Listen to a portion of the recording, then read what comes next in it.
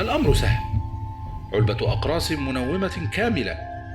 دعك من أساليب الأطفال، لا تبتلع قرصين ثم تقول إنك حاولت وفشلت. لا لا، ليس اللبن، إنه يعوق الامتصاص.